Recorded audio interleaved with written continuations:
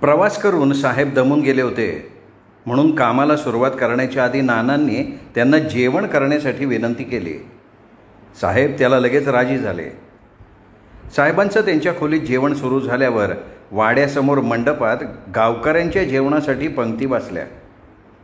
साहेबांच्या स्वागतासाठी आलेल्या मंडळींची नानांनी त्यांच्यामार्फत जेवणाची सोय केलेली होती.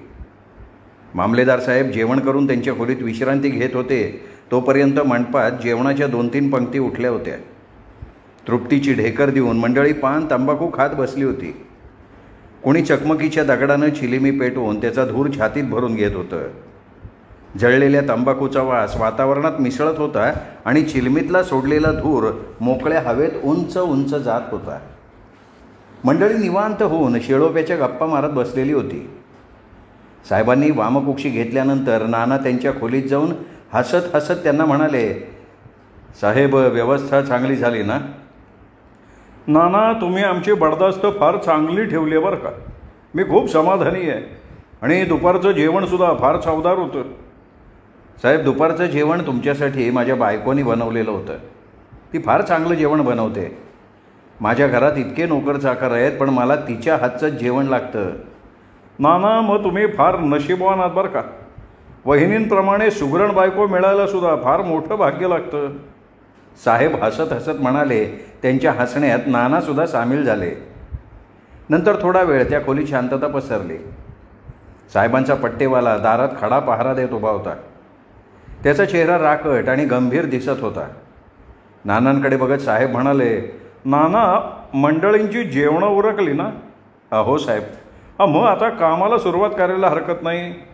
उद्या सकाळी मला इथला दौरा आटोपून निघायला पाहिजे. तालुक्याला फार कामं तुंबली आहेत. वास्तविक 3-4 महिन्याआधी मी इकडे यायचा कार्यक्रम निश्चित केला होता, पण लोकमान्य टिळकांच्या निधनानं मला माझं मुख्यालय सोडून दौऱ्यावर जाता येत नव्हतं. कारण गोऱ्या कलेक्टर साहेबांचा तसा मला लेखी आदेश मिळालेला होता. साहेब, टिळकांच्या निधनाची वार्ता ऐकून मलासुद्धा खूप दुःख झालं. असा धडाडीचा नेता पुन्हा आपल्या देशात होणार नाही. मी म्हणजे अगदी काळ्या दगडावरची रेघ आहे साहेब. नाना व्यथित होऊन म्हणाले. नाना, आमच्यापेक्षा तुमचं जीवन कितीतरी चांगलं आहे. निदान तुमच्या मनातल्या भावना दुसऱ्याला बोलून तरी दाखवता येतात. आम्हाला त्या भावना मोकळेपणानं बोलूनही दाखवता येत नाहीत. गोऱ्या साहेबाची चाकरी करतोय ना आम्ही. नाईलाजानं आम्हाला आमच्या भावना दाबून ठेवायला लागतात बघा. मामलेदार साहेबांनी मनातली व्यथा उघडपणे बोलून दाखवली. नानांनी आवंडा गिळून साहेबांना विचारलं, साहेब, आपण आधी कुठली कागदपत्र तपासणार आहात? आधी तुम्ही माझ्यासमोर गावच्या पोलीस पाटलाला त्याची रजिस्टर घेऊन यायला सांगा. त्यानंतर तुमची कागदपत्र तपासून बघीन मी. जशी आपली मर्जी साहेब. नानांनी लगेचच गावच्या पोलीस पाटलाला त्यांच्यासमोर उभं केलं. गावचा पोलीस पाटील भीतीनं थरथर कापत उभा होता.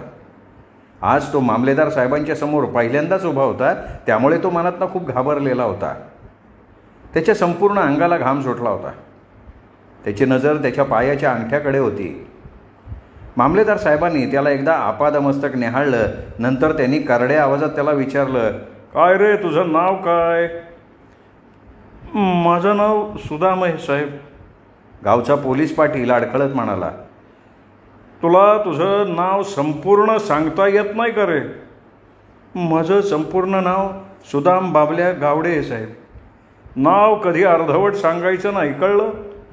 वय साहेब. किती वर्ष तू पोलीस पाटील म्हणून काम करतोयस? येत्या रामनवमीला 8 वर्ष होतीन साहेब. गावात पोलीस पाटील म्हणून काय कामं करायची असतात याची तुला माहिती आहे का? वय साहेब. पोलीस पाटलाचा प्राण कंठाशी आलेला होता. मग तू मला सांग बरं, गावात पाटलांनी काय काय कामं करायची असतात? धरणी दुभंगून आपल्याला पोटात घेईल तर फार बरं होईल, अशी केविलवाणी गत सुदाम पोलीस पाटलाची झाली होती. वाघाच्या जबड्यातनं कधी एकदा आपली सुटका होते असं त्याला मनोमन वाटत होतं. तो मनातल्या मनात झोलाई देवीला सुटण्यासाठी साकडं घालायला लागला. अरे, मी काय विचारलं तुला, ऐकलंस ना तू? वय साहेब. मग सांग ना, गावात पोलीस पाटलाची काय काय कामं असतात? उशीर लावू नको, मला आणखीन भरपूर कामं आहेत. सुदाम केविलवाण्या नजरेनं साहेबांच्याकडे बघत खालच्या आवाजात म्हणाला, म्हणजे साहेब बघा, जन्ममृत्यूची नोंद करणं, गावात येणाऱ्या भटक्या जमातीची नोंद रजिस्टरला घेणं, त्यांच्या हालचालीवर नजर ठेवणं, गावात येणाऱ्या प्रत्येक सरकारी अंमलदाराला त्यांच्या कामात मदत करणं, ही कामं गावच्या पोलीस पाटलाची साहेब. त्याचं उत्तर ऐकून साहेब खुश झाले आणि त्याच्याकडे बघत म्हणाले, उत्तर बरोबर दिलंयस, पण आणखीन महत्त्वाचं काम तू विसरलायस. ते काम म्हणजे गावात कायदा आणि सुव्यवस्था राखणं. अरे हे काम सुद्धा पोलीस पाटील या नात्यानं तुलाच पार पाडावं लागतं. बरं, येताना तू तुझी कागदपत्र तपासणीसाठी आणलीस का नाही? साहेब आणलीत ना कागदपत्र. दाखव. लाल रंगाच्या एका रुमालामध्ये पोलीस पाटलानं तपासणीसाठी कागदपत्र बांधून आणली होती. तो रुमाल सोडून तो एक एक रजिस्टर साहेबांच्या समोर उघडून ठेवायला लागला. साहेब त्या रजिस्टरवरच्या नोंदी बघून इंग्रजीमध्ये सीन असं लिहून लफेदार अक्षरात इंग्रजीमध्ये त्या रजिस्टरवर त्यांची सही करत. थोड्या वेळात पोलीस पाटलाची दप्तर तपासणी झाली. सुदामनं सुटकेचा निश्वास टाकला. त्यानंतर मुकुंदा लाल रंगाच्या रुमालात पक्का सूड, कच्चा सूड, बोडखत इत्यादी जमिनीची कागदपत्र घेऊन आला. साहेबांनी ती कागदपत्र तपासली, त्याच्यावर त्यांची सही केली. नंतर साहेबांनी लोकांना त्यांच्या जमिनीविषयी काही तक्रारी आहेत का असं विचारलं, पण कुणीही जमिनीविषयी तक्रार आहे असं साहेबांना सांगितलं नाही. त्यामुळे नानांचा जीव मात्र भांड्यात पडला. गाव तपासणी पूर्ण झाल्यावर साहेब त्यांच्या खोलीत विश्रांतीसाठी निघून गेले. त्यांच्या पाठोपाठ नारायण आणि पट्टेवाला त्यांची बडदास्त ठेवण्यासाठी धावले. वाड्यातली गर्दी आता पांगली होती. लोक आपापल्या घरी निघून गेले होते. नारायणला सूचना देऊन नाना त्यांच्या खोलीत विश्रांतीसाठी निघून गेले. तपासणी झाल्याचं समाधान त्यांच्या चेहऱ्यावर उठून दिसत होतं. आता त्यांना नानींना सांगून साहेबांच्या रात्रीच्या जेवणाची तयारी करायची होती आणि तोच विचार त्यांच्या डोक्यात घोळत होता. पश्चिम दिशेला सूर्य क्षितिजावर येऊन टेकला होता. धरणीला गडद अंधाराची चाहूल लागली होती. दाही दिशांना संध्याछायेनं हातपाय पसरले होते. वारा मंद वाहत होता. त्यामुळे उंच वाढलेली झाडं संध्याछायेत डोलत होती. जणू ती बुडणाऱ्या सूर्याला उद्या सकाळी पुन्हा भेटण्यासाठी कमरेत वाकून कुर्निसात करत होती. त्यांच्या विरहानं बुडणाऱ्या सूर्याचा जीवसुद्धा व्याकुळ झालेला होता.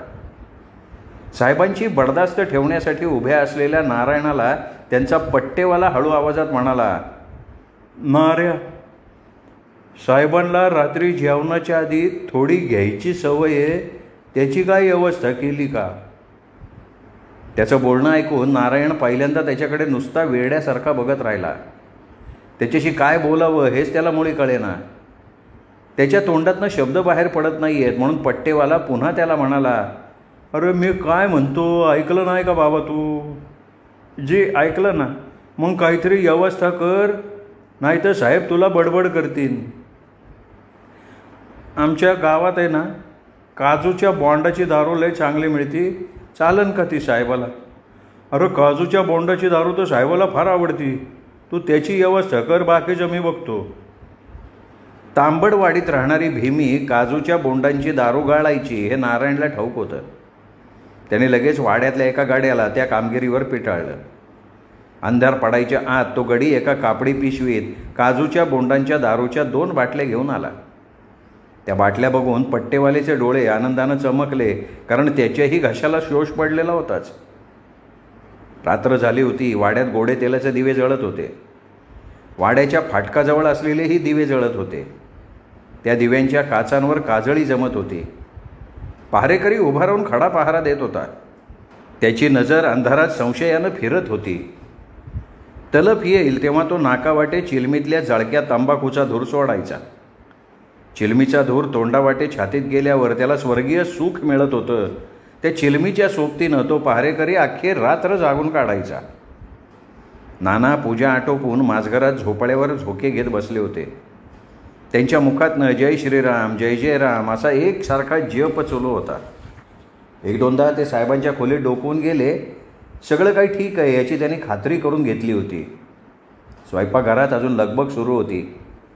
साहेबांसाठी म्हणून आज वाड्यात पुरणपोळीच्या जेवणाचा बेत होता. वाड्यात मांस मच्छी खाणं निषिद्ध होतं. वाड्यात ते कधी शिजतही नव्हतं. स्वयंपाकात एवढी उणीव सोडली तरी इतर पंचपक्वान्नांची जेवणात नुसती रेलचेल असायची. पाहुणे मंडळी जेवणावर नुसता आडवा हात मारत. त्यांच्या हातच्या जेवणाचा वास कितीतरी दिवस त्यांची सोबत करायचा. अवघ्या तालुक्यात वाड्यातल्या सुग्रास जेवणाचा बोलबाला होता.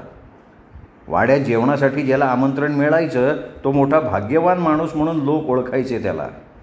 आणि याचं सगळं श्रेय नानींचं होतं. नानींच्या हाताला खूप भारी चव होती. वाड्यात नोकराचाकराची लगबग चालू होती. परसदारी असलेल्या भल्या मोठ्या गोठ्यात 4-5 गडी काम करत होते. कोणी दूध काढत होतं, कोणी गुरांच्या पुढे पेंढा टाकत होतं. गुरांच्या हंबरण्याचा आवाज गडद अंधाराला चिरत दूरवर ऐकू जात होता. कंदिलाच्या उजेडात गडी गोठ्यात काम करत होते. त्यांची शरीरं घामानं निथळत होती. उसंत घ्यायला त्यांच्याकडे जराही वेळ नव्हता. मामलेदार साहेबांनी नानांच्या पंक्तीला बसून रात्रीचं जेवण घेतलं. स्वादिष्ट जेवणानं ते तृप्त झाले आणि त्यांच्या खोलीत गोडे तेलाच्या दिव्याच्या उजेडात दिवसभर केलेल्या कामांची ते दैनंदिनी लिहित बसले. जेवणं झाल्यावर साहेबांच्या खोलीच्या दारासमोर पट्टेवाला आणि नारायण हळू आवाजात बोलत होते. नारायण, अरे मी एवढा तालुका फिरलो, पण ह्या वाड्यासारखा वाडा मी कुठं बघितलाच नाही बरं का. पट्टेवाला म्हणाला. हा वाडा बांधायला त्या टायमाला नानाच्या वडिलाला 9 लाख रुपये खर्च झाला म्हणतात. खास वाडा बघण्यासाठी लय लांबनं माणसं इकडं पाय धुळ झाडतात बघा. अरे खोत म्हणजे गावचा राजा. तो जसा बोलल तसा गाव चालतोय. आज खोतांबद्दल अख्ख्या गावात कुणी बी साहेबाकडं तक्रार नाही लिहून दिली. आमचे नाना म्हणजे लय देवमानुष आहे. नाना 7 गावचे खोत आहेत. ते पाठीव एखाद्या वारीला मारतील, पण कोणाच्या पोटाव नाही मारणार. मग कोण कशाला त्यांची तक्रार करण सांग बा बरं. उलट मागता गाठताना काय काय कुळवाडी किती सोंग डोंग करतात. पण नाना त्यांच्या चुका पोटात घालून त्यासनी सांभाळून घेतात. थोडा वेळ कोणी कोणाशी काही बोललं नाही. वाड्यात सगळीकडे कमालीची शांतता पसरली होती. रात्र वाऱ्याबरोबर पळत होती. आभाळात चांदण्या लुकलुकत होत्या. चंद्र धीम्या गतीनं ढगातून वाट काढत पुढे पुढे सरकत होता. दिवसभर उन्हानं तापलेलं आभाळ आता बर्फागत थंड झालेलं होतं. चंद्राचं प्रतिबिंब खाडीच्या खारट पाण्यात उमटलेलं दिसत होतं. वाऱ्यानं उठलेल्या हलक्या लाटांबरोबर चंद्राचं प्रतिबिंबसुद्धा पाण्यात झोके दिल्याप्रमाणे हलत होतं. ते दृश्य डोळ्यांचं पारणं फेडणारं होतं. भली मोठी जांभई देत पट्टेवाल्याच्या तोंडाचा पट्टा पुन्हा सुरू झाला. नारायण, तू म्हणतोस तसं नाना खोत खरोखर चांगला माणूस आहे बरं का. त्यांनी जसं मामलेदार साहेबाला ढोल ताशाच्या गाजरात वाजत गाजत गावात आणलं, तसं तालुक्यात कोणच्याच खोताने अजून पावतर त्याचं स्वागत केलं नव्हतं. मानलं भाऊ त्यासनी आपण. मागं मोठा दुष्काळ पडला होता गावात. माणसं अन्ना वाचून तडफडत होती. तेव्हा नानांनी भाताची कोठारं सोडून महारवाड्यासहित घरोघरी 5-5 पायले भात दिला. तेव्हा 2 घास लोकांच्या पोटात गेलतं. या गावात बामणाची आणखीन 7-8 घरं आहेत. त्यांच्या सुधीक भाताचे जिमिनी आहेत. पण कंच्या बामणानं एक भाताचा दाना कोणाला दावला नाही बघा. नारायणची छाती अभिमानानं फुलली होती. मी सकाळपासून बघतोय, मला वाड्यात लहान मुलं कुठं दिसली नाही. नानांना पोरं नाहीत का काय? नाहीत कसं. त्यासनी एकंदर 6 मुलं झाली ती बघा. पैकी 3 मेली आणि 3 जित्ती आहेत. मग ती मुलं आता कुठं आहेत? नानांना बघा आता 1 मुलगी आणि 2 मुलं आहेत. थोरल्या मुलीचं लगीन होऊन ती तालुक्याला राहते. तिचा मॉब बेस आहे. घरात नोकर चाकर आहेत. वर्षाला 30 खंडी मक्त्याचा भात येतोय तिच्या घरात. जागा जिमीन मॉप आहे. नानाची 2 मुलं तिच्याकडे शिकायला आहेत. याद आली का 8-15 दिवसानं नाना घोड्यावर बसून तालुक्याला चक्कर मारतात. कधी कधी मुक्काम बी करतात, तर कधी लगी मग माघारी फिरतात. आता खोताची पोरं म्हणली होती हुशार असली पाहिजे नाही का. बघा आता मोठ्या मुलाचं जागा जिमीन झाडं पेडं ह्याच्यावर लय जीव आहे. धाकट्याचा मातूर त्याच्या उलट स्वभाव आहे. धाकट्याला आहे ना देवा धर्माचं लय यावं. त्याला शिक्षणात जादा रसच वाटत नाही. नानाला वाटतं का माझा एक तरी मुलगा शिकून तालुक्याचा मामलेदार व्हावा. आता समध्या गोष्टी माणसाच्या हातात कुठं असतात हो. तो ठरवतो एक आणि घडतंही एक. त्याला आपण तर काय बी करू शकत नाही, नाही का. इतक्याच साहेबाच्या खोलीत थोडी हालचाल झाली आणि त्यापाठोपाठ कानावर त्यांचा धीर गंभीर आवाज पडला. कोण अरे, आहे का कोणी? पट्टेवाला धांदलीनं त्यांच्या खोलीत शिरला. बराच वेळ त्या दोघांचा आतमध्ये कसला तरी खल सुरू होता. अंधारात जांभई देत नारायण दरवाजाजवळ थांबला होता. आतमध्ये नेमकी कोणती चर्चा सुरू आहे हे त्याच्या आकलनापलीकडचं होतं. त्यांनी थोडा कानोसा घ्यायचा प्रयत्न केला, पण त्यात त्याला काही यश नाही आलं. मग त्यांनी तो नाच सोडून दिला आणि तो बाहेर बसून राहिला. थोड्या वेळानं तो राकट चेहऱ्याचा पट्टेवाला दबक्या पावलानं खोलीच्या बाहेर पडला आणि नारायणजवळ येऊन गंभीर चेहऱ्यानं उभा राहिला. गोडे तेलाच्या दिव्याच्या उजेडात त्याचा चेहरा आणखीन भयावह दिसत होता. जणू तो साहेबांच्या खोलीतून एखाद्या दैत्याचं रूप घेऊन बाहेर आला होता. त्याचं ते रूप बघून नारायणसुद्धा मनातनं थोडा दचकला, पण नंतर त्यांनी स्वतःला सावरलं. पट्टेवाला त्याला एका कोपऱ्यात घेऊन त्याच्या कानात हळू आवाजात पुटपुटला. नारायण, एक जोखमीची कामगिरी आहे.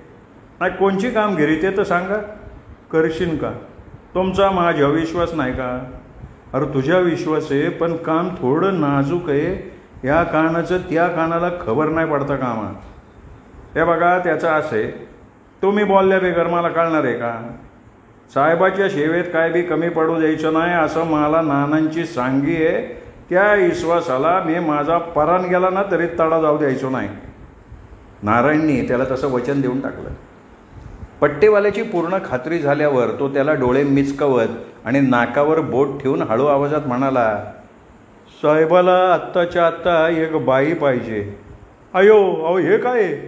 हे बघ, साहेब नाराज झाल्यावर काय करतील हे मला काय ठावं नाही. मग त्याला तू जबाबदार राहशील. साहेबाचा गावी दौरा असेल तेव्हा त्याला बाई लागतीच. नाही, हे काम माझ्याच्यानं नाही व्हायचं. तुम्हाला वाटलं तर माझ्या डोसक्यात बंदुकीची गोळी घाला तुम्ही. हे बघ नारायण, नीट विचार कर. नंतर तुला पाश्चात्ताप करायची येळ येईल, कारण साहेबाच्या हातात समध्या नाडे आहेत. मला वाईच विचार करायचा जरा सवड द्या. नारायण गलितगात्र होऊन त्याला आर्जव करत म्हणाला. काय माझी काय त्याला हरकत नाही, घे थोडा येळ. पट्टेवाला छदमीपणे म्हणाला. दोन्ही हातात डोकं गच्च धरून नारायण विचार करायला लागला की काय करू आता. प्रसंग तर लय बाका आलाय. या वक्ताला कंचीबाई साहेबाच्या समोर नागडी उभी करू. भीमी येईल का ती जोडा काढून आपल्या मागं लागन? वासंतीला उठवू का? नाही, नको. वासंती मुकुंदाची अनामते. तिच्या इज्जतीला बट्टा लागला तर ती खाडीत उडी घेऊन जीव देऊन टाकन. पण साहेबाला नाही म्हणावं तर रागाच्या भरात साहेब वाड्याचा सत्यानाश करन. मी जित्त आहे तो पवत असं काम होऊ देणार नाही. भले मग माझं काय बी हो, मागं पाऊल टाकणार नाही मी. नाही म्हणजे नाही. या वाड्यासाठी माझी जिंदगी बरबाद झाली तरी मला त्याची पर्वा नाही. नारायणचा विचार पक्का झाल्यावर तो गंभीर चेहऱ्यानं पट्टेवाल्याकडे बघत म्हणाला. साहेबासनी सांगा थोडा वेळ सबूर धरा, मी वाईच बाहेर जाऊन येतो. पण लक्षात घे, ही गोष्ट ह्या कानाची त्या कानाला कळता कामा नाही. अहो ती जिम्मेदारी माझी. मग लगेच जाऊन ये, पण जास्त उशीर लावायचा नाही. वाड्या बाहेर पडून नारायणानं आजूबाजूला कानोसा घेतला. सगळीकडे अगदी सामसूम होतं. भयान शांतता अणुरेणूत भरून उरली होती. झाडी जंगलातून रातकिड्यांचा किर्र किर्र असा भेसूर आवाज कानावर पडत होता. जणू अवघी धरणी क्रूर कळीकाळाच्या तावडीत सापडली होती. त्याच्या पावलांचा आवाज ऐकून पहारेकरी कोण आहे रे तिकडं जोरात ओरडला. नंतर त्याचा आवाज ऐकू आला नाही. नारायणाला वाड्यातल्या वाटा पळवाटांची संपूर्ण माहिती होती. तो नानांचा विश्वासू नोकर होता अगदी. विश्वास टाकून नारायणानं तळघराच्या दरवाजाची कडी हातानं काढली. मग बिजागरीचा आवाज आला. कुरकुरत दरवाजा उघडला. नारायणाच्या डोळ्यापुढे संपूर्ण काळोख होता. तो सवयीनं त्या काळोखा भोयारातनं थोडा वेळ चालायला लागला. थोड्याच वेळात भोयारातनं बाहेर पडला आणि घराच्या दिशेनं झपाझपा पावलं उचलायला लागला. आपल्याला त्या रात्री घराच्या दिशेनं जाताना कोणी बघू नये असं त्याला मनोमन वाटत होतं. पण त्याची ती भीती अनाठायी होती. मुकी झाडं आणि भयान रात्र याशिवाय त्याच्या सोबतीला त्या ठिकाणी कुणीही नव्हतं. मात्र त्याच्या जीवाची घालमेल होत होती. थोड्याच वेळात तो त्याच्या घराच्या पायठणीवर येऊन उभा राहिला. श्रमानी आणि भीतीने त्याचा चेहरा घामानं डबडबला होता. सदरेच्या बाहीनं त्यांनी त्याचा चेहरा कोरडा केला आणि छातीत ताजी हवा भरून घेऊन त्यांनी दाराची कडी वाजवली. दाराची कडी 2-3दा वाजवल्यावर त्याची बायको गोदा जागी झाली. सुटलेल्या केसाचा बुचडा बांधून तिने कोण आहे म्हणून विचारलं आणि तिचा आवाज ऐकून नारायण तिला हळू आवाजात म्हणाला, अगं गोदे, मी तुझा नवरा आहे, दार उघड. अगं बाया धनी तुम्ही वय, असं म्हणत गोदानं रॉकेलचा दिवा लावून त्या दिव्याच्या उजेडात गडबडीनं दाराची कडी काढून नवऱ्याला आत घेतलं आणि पुन्हा दरवाजा बंद करून त्याला आडाणा घातला. धापा टाकत बसलेल्या नवऱ्याला समोर पाहून गोदा मनात थोडी चरकली. ती काळजीनं म्हणाली, अहो धनी काय झालं, तुम्ही असा अपरात्री घराकडं का आलो? तिच्या डोळ्यात भीती होती. तिच्या डोळ्यात बघत नारायण तिला म्हणाला, सांगतो मला वाईस प्याय पाणी दे. गोदा बसल्या जागेवरनं झटकन उठली. मातीच्या घागरीतलं पाणी जर्मनच्या एका तांब्यात तिने त्याला प्यायला आणलं. तिने आणलेलं पाणी तो घटाघटा तोंड वर करून प्यायला आणि जर्मनचा तांब्या जमिनीवर ठेवून नारायण अगतिकपणे बायकोच्या चेहऱ्याकडे बघायला लागला. ती 2 मुलांची आई होती. मक्याच्या कणसाप्रमाणे अंगानं भरलेली होती. तिला बघून त्याने पुन्हा शर्मेनं मान खाली घातली. त्याची 2 मुलं गाढ झोपली होती. ती झोपी गेलेली मुलं सकाळ झाल्याशिवाय कधी उठतच नव्हती. धनी समद बेस आहे ना वाड्यात? गोदानं त्याला विचारलं. होय की. अहो मग वाघ मागं लागल्याप्रमाणे असं घराकडं का रातचं धावत आला? अगं तसा माझ्यावर प्रसंगच पाडला बघ. अहो मी तुमची लग्नाची बायको आहे. तुम्हाला कंचा प्रसंग पडला आहे तो मला सांगा. मग ती बाणी कंची बी असू दे, तुम्ही डरायचं नाही बघा. अहो आपली बी 2 लेकरं आहेत. लगीन झाल्यापासनं कुडाच्या भिंतीत मी संसार केला आहे. कधी जीवाची मी हाऊसमौस केली नाही. आता हे काय मला ठावं नाही का? नारायणला त्याच्या बायकोचा क्षणभर अभिमान वाटला. मग माझ्यापासनं तुम्ही काय बी नकोन ठेवू. तुम्हासनी माझी शपथ आहे, सांगा बरं. गोदा सुटले मन. तिचा हात हातात घेत नारायण आश्वासकपणे तिला म्हणाला. गोदा त्याच्या चेहऱ्याकडे असहाय्यपणे बघत होती. तिला विश्वासात घेत नारायण तिला खालच्या आवाजात म्हणाला, गोदा, या अपराधी तुला उठवायला का आलो माहिती का? अहो सांगा की. गोदा ऐकण्यासाठी अधीर झाली होती. अगं ऐक ना, मामलेदार साहेबाला रात्री त्याच्या पुढ्यात झोपायला बाई पाहिजे म्हणून मी वाड्याव तुला घेऊन जायला आलोय. त्याचं बोलणं ऐकून काय म्हणून गोदा विंचू चावल्यागत किंचाळली. त्याच्याकडे इंगळासारखे डोळे करून त्वेषानं बघायला लागली.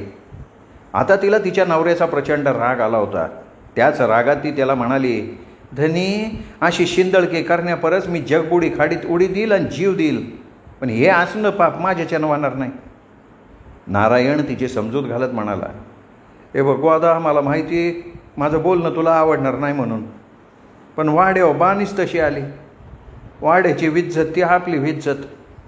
मामलेदाराला रात्री झोपायला बाई नाही मिळाली तर तो नानांची खोती सुदीक विंग्रज सरकारला रिपोर्ट करून घालवून टाकन.